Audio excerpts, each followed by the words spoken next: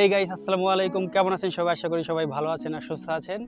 নতুন আরেকটি ভিডিওতে আমি Roman Khandakar Roman Bro YouTube channel থেকে চলে আসলাম। তো আজকের ভিডিওর টপিকটা হচ্ছে আমার যে FZs ভার্সন 3.0 BS4 মডেলের বাইকটি কিছু খারাপ দিক নিয়ে আপনাদের সাথে কথা বলবো। আর এই বাইকটার যে কিছু খারাপ দিক, আমি প্রায় 1 বছর মতো বাইকটা রাইড করছি, 5000 কিলোমিটার মতো চালাইছি। তো এই 5000 কিলোমিটার চালানোর অভিজ্ঞতা থেকে আমি কিছু খারাপ দিক আপনাদের কাছে তুলে ধরবো, যাতে করে আপনারা উপকৃত হন। এই ভিডিওটা দেখে বিভিন্ন ধরনের তথ্য আপনারা জানতে পারেন। তো চলেন তাহলে আমরা FZs ভার্সন 3 কিছু খারাপ দিক সম্বন্ধে জেনে নিই। তো এখন আমি আমার বাইকের প্রথম একটা খারাপ দিকের কথা বলবো, সেটা হচ্ছে এই বাইকের ইনিশিয়াল স্পিড। তো আমরা যখন রাস্তায় গাড়ি চালানোর জন্য বের হই, তখন বিভিন্ন গাড়ি আমাদের আশপাশ দিয়ে থাকে। তো অনেক সময় আমাদের ওভারটেক করতে হয়।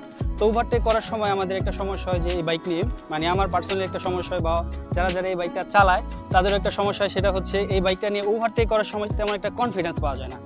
যখন আমি একটা বাইকের সাইড থেকে ওভারটেকিং করতে যাই, তখন বাইকটার ইনিশিয়াল যে পাওয়ার সেটা অনেকটাই কম। তো আমাদের এটা মেনে নিতে হয় যে না, আমরা একটু আস্তে ধীরে, যখন আমাদের আশেপাশে গাড়িগুলো কম থাকে তখন আমরা সুন্দরভাবে চলে যেতে পারি। কিন্তু ওভারটেক করাটা আমাদের কাছে খুব একটা কষ্টদায়ক ব্যাপার আমার মনে হয়। তো এটা হচ্ছে আমার বাইকের প্রথম খারাপ দিক। আমার বাইকের যে আরেকটা সমস্যা, সেকেন্ড যে সমস্যাটা নিয়ে কথা বলবো, সেটা হচ্ছে এই বাইকের হেডলাইটের পাওয়ার। এই বাইকের হেডলাইটে LED লাইট ব্যবহার করা হয়েছে, তারপরও এই লাইট থেকে আমি যথেষ্ট পরিমাণ আলো পাই না, যার কারণে হাইওয়েতে যখন রাইড করি বা গ্রামের যখন রাস্তায় রাইড করি, গাছপালার কারণে গ্রামের রাস্তাগুলো অনেকটাই অন্ধকার হয়ে থাকে। তখন এই হেডলাইটটাতে যে লাইটটা প্রোভাইড করে, সেটা দিয়ে রাস্তাটা ঠিকমতো দেখা যায় না। তো তখন রাইড করতে সমস্যা হয়। যখন আমরা একটু বেশি ওভার স্পিডে চালাই, যখন আমরা একটু বেশি গতিতে চালাই, তখন এই বাইকটা নিয়ে রাইড করতে অনেক বেশি সমস্যা হয়। তো এটা আমার কাছে খুব খারাপ দিক মনে হয়েছে যে এই বাইকের যে হেডলাইটের পাওয়ার, এটা খুবই কম, আমার কাছে যথেষ্ট মনে হয় না। তো আমি দেখি সামনে একটা আলাদা ফগ লাইট ইউজ করব। তো এটা হচ্ছে আমার বাইকের দ্বিতীয় একটা প্রবলেম। এরপর আমি আরেকটি সমস্যা নিয়ে কথা বলবো, সেটা যদি আপনারা জানতে চান তাহলে সম্পূর্ণ ভিডিওটি দেখতে থাকুন। আচ্ছা, আমার বাইকের 3 নাম্বার যে একটা সমস্যার কথা, সেটা আপনাদের এখন শেয়ার করব। সেটা হচ্ছে এই বাইকের তৈরি করা হয়েছে, মেক করার সময় যে প্লাস্টিকগুলো ব্যবহার করা হয়েছে। তো অনেক সময় এই বাইকের যে কিটগুলা, সেগুলা ফাঁকা হয়ে যায় বিভিন্ন কারণে। যখন আমরা 3 জন পিলিয়ন নিয়ে রাইড করি বা বিভিন্ন ধরনের ভাঙাচোরা রাস্তায় একটু রাইড করলে এই বাইকের প্লাস্টিকগুলো ফাঁকা হয়ে যায়। যেমন এই যে এখানে একটা ফাঁকা হয়েছে, এখানে দেখা যাচ্ছে। প্লাস্টিকগুলোর কোয়ালিটিটা একটু ভালো করা উচিত ছিল। তো আমার কাছে এটা খারাপ মনে হয়েছে। 2,50,000 টাকার বাইকে এরকম কিছু সমস্যা আসলে মেনে নেওয়া যায় না। তো আমি এই মুহূর্তে কিন্তু 3টা সমস্যার কথা আমি অলরেডি বলে ফেলেছি আমার বাইকের। 1 নম্বর হচ্ছে এই বাইকের ইনিশিয়াল গতিটা কম, 2 নম্বর বলছি হচ্ছে এই বাইকের হেডলাইটের পাওয়ারটা কম, আর তৃতীয়ত বললাম যে এই বাইকের যে বিল্ড কোয়ালিটি, সেটা আর একটু ভালো হওয়া উচিত ছিল।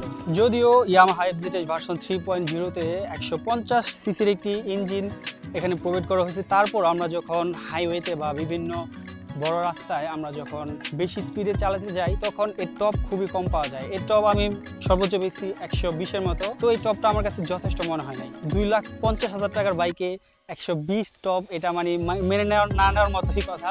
কারণ আমরা আমাদের দেখেছি যে এরকম সেগমেন্টে অনেক ধরনের বাইক, যেমন অ্যাপাচি 4B বা সুজুকি, এগুলো টপ কিন্তু অনেক বেশি, 30 বা 35 এবং 40 পর্যন্তও যায়। বাট এই FZs ভার্সন 3-তে কিন্তু সেই টপটা আমি পাচ্ছি না। তো এটা আমার কাছে খুব বেশি খারাপ মনে হয়েছে।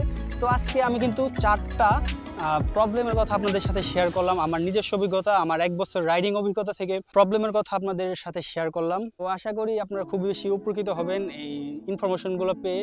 যারা এই বাইকটা কিনতে চান বা যারা এই বাইকটা নেক্সটে কিনবেন বলে ভাবছেন, তারা অবশ্যই একটা ধারণা পেয়ে গেলেন যে এই বাইকটা কি সমস্যার সামনে আপনার হতে পারে। তো আজকের মতো এই পর্যন্তই। যারা এতক্ষণ পর্যন্ত আমার এই ভিডিওটি দেখলেন, সবাইকে মন থেকে ধন্যবাদ। আমার ভালোবাসা আপনাদের সকলের জন্য। আর আমার এই ভিডিওতে একটা লাইক করবেন আর কমেন্ট করে জানাবেন আপনারা কী ধরনের ভিডিও দেখতে চান। তো আজকে আপনাদের থেকে বিদায় নিচ্ছি আমি Roman Khandakar, Roman Bro YouTube channel থেকে। আল্লাহ হাফিজ।